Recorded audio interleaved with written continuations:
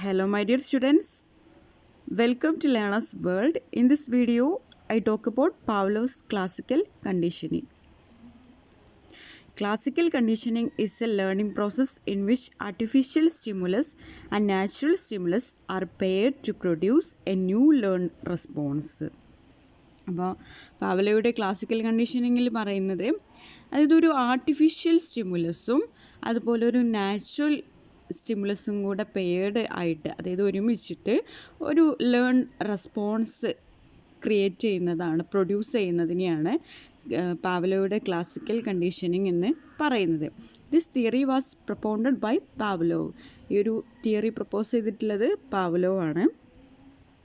Other names of the theory, ഇനി ഈ ഒരു തിയറിക്ക് വേറെയും പേരുകളുണ്ട്. അതിൽ വരുന്നതാണ് condition respond theory, respondent conditioning, Pavlovian conditioning and S conditioning. ഇവിടെ എസ് കണ്ടീഷനിങ് ആണ് നമ്മുടെ ഓപ്പറൻ കണ്ടീഷനിങ്, അതായത് സ്കിന്നറുടെ ഓപ്പറൻ കണ്ടീഷനിങ്ങിൽ ആർ ടൈപ്പാണ്. അവിടെ റെസ്പോൺസിനാണ് ഇമ്പോർട്ടൻറ്റ്. പക്ഷേ പാവ്ലോയുടെ ക്ലാസിക്കൽ കണ്ടീഷനിങ്ങിൽ സ്റ്റിമുലസിനാണ് കൂടുതൽ ഇമ്പോർട്ടൻറ്റ് നൽകിയിട്ടുള്ളത്. Then experiment. അപ്പം നമ്മുടെ പാവ്ലോയുടെ ക്ലാസിക്കൽ കണ്ടീഷനിങ്ങിൻ്റെ എക്സ്പെരിമെൻ്റാണിത്. Experiment was done on dogs. Pavlov experiment നടത്തിയിട്ടുള്ളത് ഡോഗ്സിലാണ്. നമ്മുടെ സ്കിന്നർ എക്സ്പെരിമെൻറ്റ് നടത്തിയിട്ടുള്ളത് റാറ്റിലായിരുന്നു. അതുപോലെ തോണ്ടേക്ക് എക്സ്പെരിമെൻറ്റ് നടത്തിയിട്ടുള്ളത്, തോണ്ടേക്കിൻ്റെ ട്രയൽ ആൻഡ് എറർ ലേണിംഗ് തിയറിയിൽ എക്സ്പെരിമെൻറ്റ് നടത്തിയിട്ടുള്ളത് ക്യാറ്റിലായിരുന്നു എന്നാണ് പറയുന്നത്. Generally when meat is given to dogs they salivate which is a natural unconditioned response.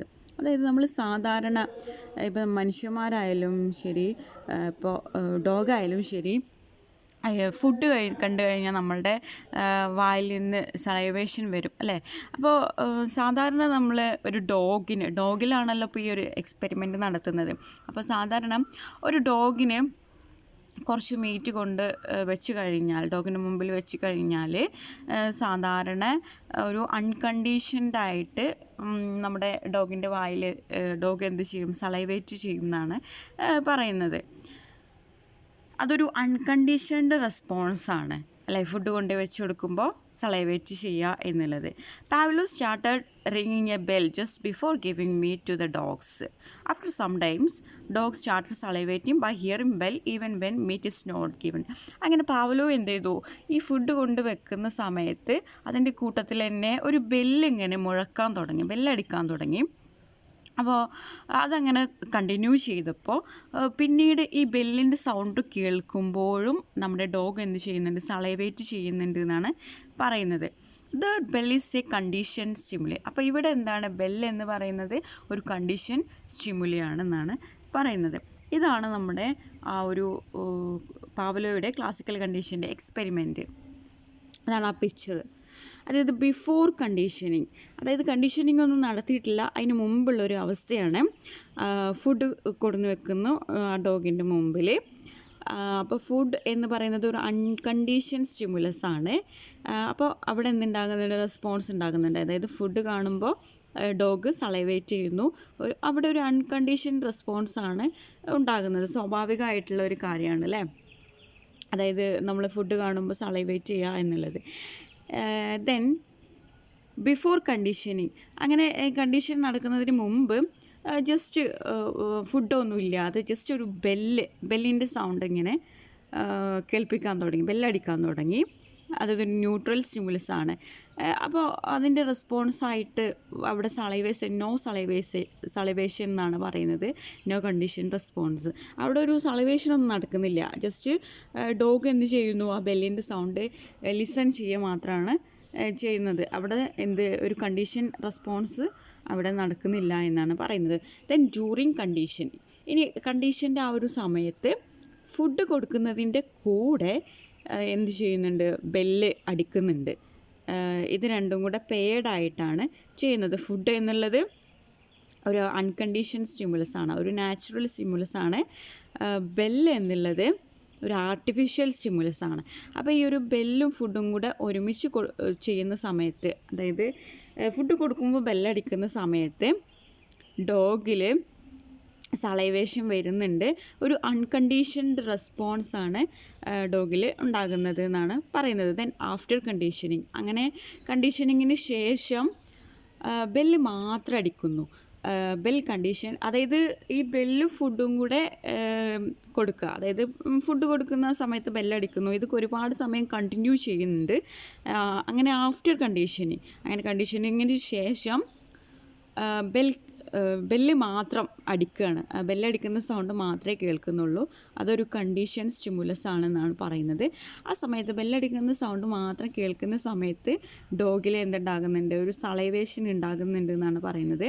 അതൊരു കണ്ടീഷൻ റെസ്പോൺസാണ്. അതായത് ബെല്ലടിക്കുമ്പോൾ എനിക്കിപ്പോൾ ഫുഡ് കിട്ടും എന്നുള്ള ഒരു ചിന്തയിൽ ഡോഗ് സലൈവേറ്റ് ചെയ്യുന്നുണ്ട്.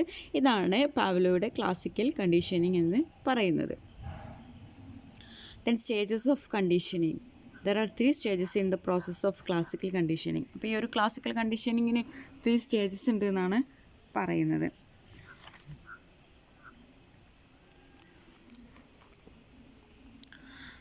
Pre conditioning stage. അപ്പോൾ ഫസ്റ്റ് സ്റ്റേജ് എന്ന് പറയുന്നത് പ്രീ കണ്ടീഷനിങ് സ്റ്റേജാണ്.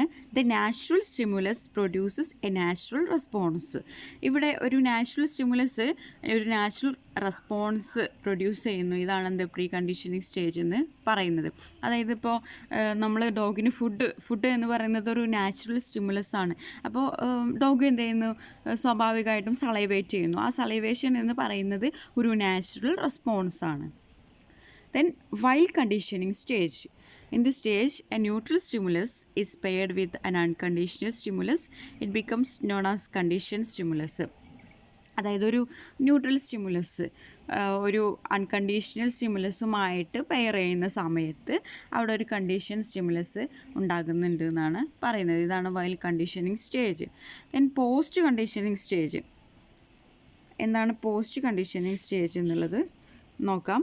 In this stage, conditioned stimulus alone evokes the conditioned response.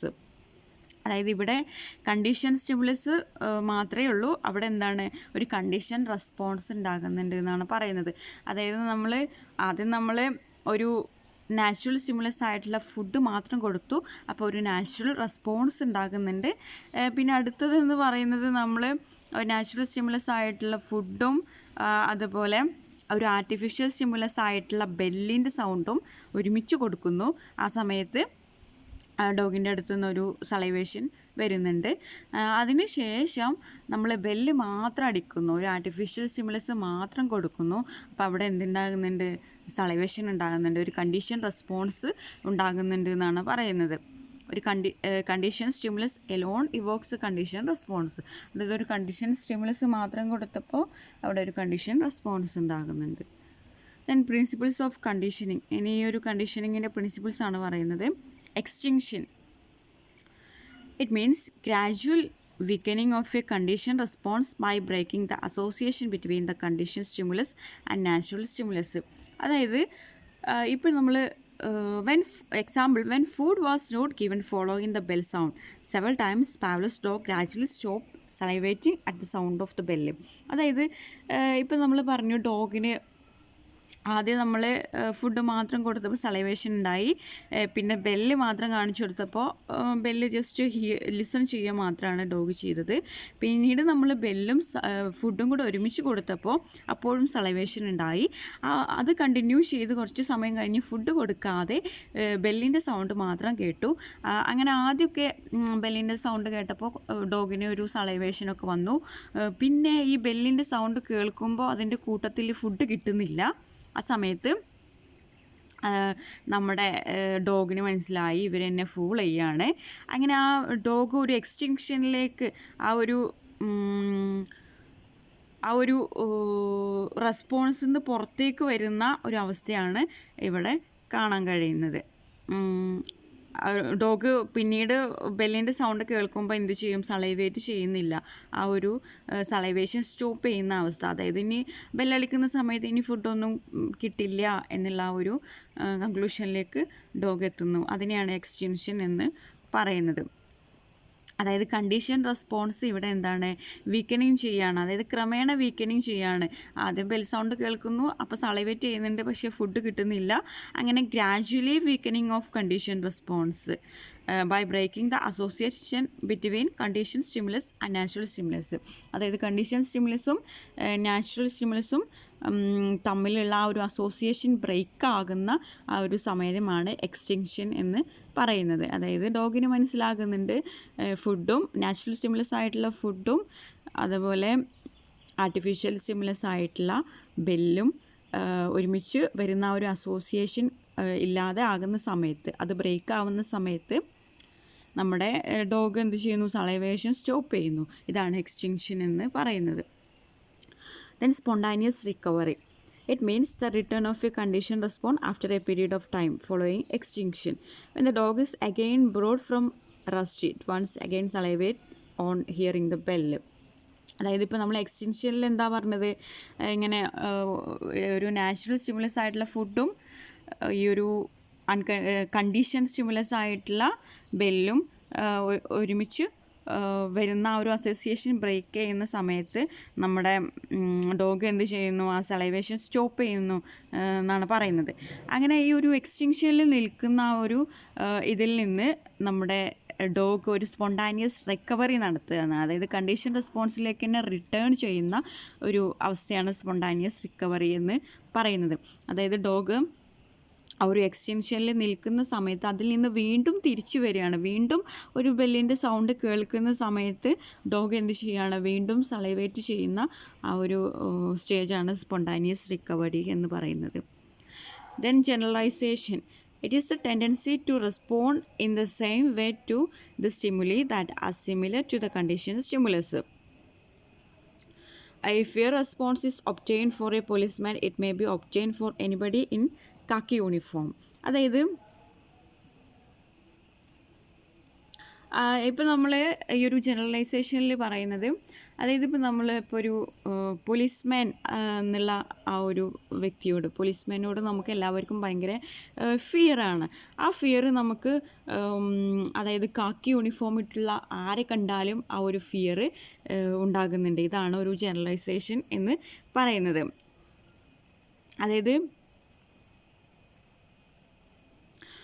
അതായത് ഒരു സ്റ്റിമുലി കണ്ടു കഴിഞ്ഞാൽ നമുക്ക് ആ ഒരു രീതിയിലുള്ള ഒരു റെസ്പോൺസ് തന്നെയാണ് വേറെ എന്ത് കണ്ടാലും, വേറെ ഏത് സ്റ്റിമുലി കണ്ടാലും ഉണ്ടാകുന്നത്. അതാണ് ഒരു ജനറലൈസേഷൻ എന്ന് പറയുന്നത്.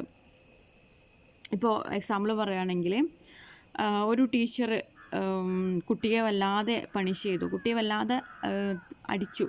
അങ്ങനെ അടിച്ച സമയത്ത് കുട്ടി പിന്നെ ആ ടീച്ചറുടെ പേര് കേട്ടാൽ പോലും കുട്ടിക്ക് പേടിയാകുന്ന ഒരവസ്ഥ. ഇതാണ് ഒരു ജനറലൈസേഷൻ എന്ന് പറയുന്നത്. Then discrimination. It is a process through which individuals learn to differentiate between condition stimulus and other similar stimuli and respond appropriately to each one. അതായത് ഡിസ്ക്രിമിനേഷൻ എന്ന് പറയുന്നത്, അതായത് ഒരു ഇൻഡിവിജ്വൽസിന്, ഒരു വ്യക്തിക്ക് മനസ്സിലാകുക, അതായത് ഒരു കണ്ടീഷൻ സ്റ്റിമുലസും അതുപോലെ അതർ സിമിലർ സ്റ്റിമുലിൻ തമ്മിലുള്ള ഡിഫറൻസ് ഒരു ഇൻഡിവിജ്വൽ ലേൺ ചെയ്യുന്ന ഒരു സ്റ്റേജാണ് ഡിസ്ക്രിമിനേഷൻ എന്ന് പറയുന്നത്. അപ്പോൾ എന്താണ് കണ്ടീഷൻ സ്റ്റിമുലി എന്നും അതുപോലെ ഒരു അതുപോലെ തന്നെ ഒരു സിമിലർ സ്റ്റിമുലി കാണുന്ന സമയത്ത് അവ തമ്മിലുള്ള ഡിഫറൻസസും മനസ്സിലാക്കി അതിന് അപ്രോപ്രിയേറ്റ് ആയിട്ടുള്ള ഒരു റെസ്പോൺസ് നൽകുന്നതാണ് ഡിസ്ക്രിമിനേഷൻ എന്നതുകൊണ്ട് ഉദ്ദേശിക്കുന്നത്. Then educational implications. ഇനി പാവ്ലോയുടെ ഈ ഒരു ക്ലാസിക്കൽ കണ്ടീഷനിങ്ങിൻ്റെ എഡ്യൂക്കേഷണൽ ഇംപ്ലിക്കേഷൻസ് എന്താണെന്ന് നോക്കാം. Associative learning. Conditioning forms association. For example, two persons have been seen together for a number of times. Seeing one makes us think of the other. അതിൻ്റെ ഒരു educational ഇംപ്ലിക്കേഷനാണ് associative learning എന്നുള്ളത്. അതായത് conditioning forms association. അതായത് നമ്മൾ ഈ ഒരു പാവ്ലോയുടെ classical conditioning പഠിച്ചു കഴിഞ്ഞാൽ അവിടെ നമുക്കൊരു അസോസിയേഷൻ ഫോം ചെയ്യാൻ കഴിയും എന്നാണ് പറയുന്നത് ഈ ഒരു തിയറിയിലൂടെ. അതായത് രണ്ടാളുകളെ ഒരുമിച്ച് ഒരുപാട് സമയം ഒരുമിച്ച് കാണുകയും പിന്നീട് ഒരാളെ കാണാതായി കഴിഞ്ഞാൽ അതായത് മറ്റാളെ കുറിച്ചിട്ട് ചിന്തിക്കുന്ന ഒരു പ്രവണതയാണ് അസോസിയേറ്റീവ് ലേണിംഗ് എന്ന് പറയുന്നത്. അതായത് ഇപ്പോൾ നമ്മൾ ഫുഡും അതുപോലെ നമ്മൾ ബെല്ലിൻ്റെ സൗണ്ട് ഒരുമിച്ച് കേൾപ്പിക്കുന്നു. ആ സമയത്ത് ഡോഗിൻ്റെ അടുത്തുനിന്ന് സലൈവേഷൻ ഉണ്ടാകുന്നുണ്ട്. പിന്നെ ഫുഡ് കൊടുക്കുന്നില്ല, ബെല്ലിൻ്റെ സൗണ്ട് മാത്രം കേൾക്കുമ്പോൾ വീണ്ടും ഡോഗ് എന്താകുന്നു, ഒരു സലൈവേഷൻ ഉണ്ടാകുന്നുണ്ട് ഡോഗിൽ നിന്ന്. ഇതാണ് ഒരു അസോസിയേറ്റീവ് ലേണിംഗ് എന്ന് പറയുന്നത്. അതായത് ഒരു നാച്ചുറൽ സ്റ്റിമുലസും ആർട്ടിഫിഷ്യൽ സ്റ്റിമുലസും തമ്മിൽ ഒരു കണക്ഷൻ, ഒരു അസോസിയേഷൻ ഉണ്ടെന്ന് കാണിക്കുന്ന ഒരു തിയറിയാണ് ഇത് classical conditioning. Then arousal of emotions. അതുപോലെ ഈ ഒരു തിയറിയിൽ ഇമോഷൻസ് എറൗസ് ചെയ്യാൻ ഹെൽപ്പ് ചെയ്യും. It helps development of emotions such as fear, love and jealousy among students. അതായത് ഈ ഒരു തിയറി ഇമോഷൻസ് ഡെവലപ്പ് ചെയ്യാൻ ഹെൽപ്പ് ചെയ്യും. അതായത് ലവ്, ജലസി, അതുപോലെ ഫിയർ, കുട്ടികൾക്കിടയിൽ ലവ്, ഫിയർ, ജലസി ഇതൊക്കെ ഡെവലപ്പ് ചെയ്യാൻ സഹായിക്കും. Example, if a teacher beats a child excessively in front of his classmate, that child may show fear for that teacher even when here's his name. അതായത് ഒരു teacher മറ്റുള്ള കുട്ടികളുടെ മുമ്പിൽ വെച്ചിട്ട് ഒരു കുട്ടിയെ ഒരുപാട് തല്ലി. അപ്പോൾ ആ കുട്ടി പിന്നീട് ആ കുട്ടിയുടെ ആ ടീച്ചറുടെ പേര് കേൾക്കുമ്പോൾ പോലും ആ കുട്ടിക്ക് എന്താണ്, ഉള്ളിൽ പേടി ഉണ്ടാകുമെന്നാണ് പറയുന്നത്. ഇതാണ് എറോസൽ ഓഫ് ഇമോഷൻ എന്ന് പറയുന്നത്. Then habit formation. By giving education for positive behavior and values to children, we can facilitate development of good habits in them. In the same way, correction of bad habits can also be facilitated. അതായത് ഈ ഒരു തിയറിയിൽ നമുക്ക് habit formation കാണാൻ കഴിയുമെന്നാണ് പറയുന്നത്. അതായത് കുട്ടികളിൽ നമ്മൾ പോസിറ്റീവ് ബിഹേവിയറും വാല്യൂസിനെ കുറിച്ചിട്ടൊക്കെ എഡ്യൂക്കേഷൻ നൽകി കഴിഞ്ഞാൽ അത് കുട്ടികളിൽ നല്ലൊരു ഹാബിറ്റ് ഡെവലപ്പ് ചെയ്യാൻ ഹെൽപ്പ് ചെയ്യുന്നുണ്ട്. അതുപോലെ തന്നെ കുട്ടികളിൽ ബാഡ് ഹാബിറ്റ്സ് കണ്ടു കഴിഞ്ഞാൽ അതിൽ തെറ്റ് തിരുത്തി കഴിഞ്ഞാലും കുട്ടികളിൽ ആ ഒരു ബാഡ് ഹാബിറ്റ്സ് ഇല്ലാതാവാനൊക്കെ സഹായിക്കുന്നുണ്ട്. അപ്പോൾ ഒരു ഹാബിറ്റ് ഫോർമേഷൻ നടക്കുന്നുണ്ട് എന്നാണ് പറയുന്നത്. I conclude here.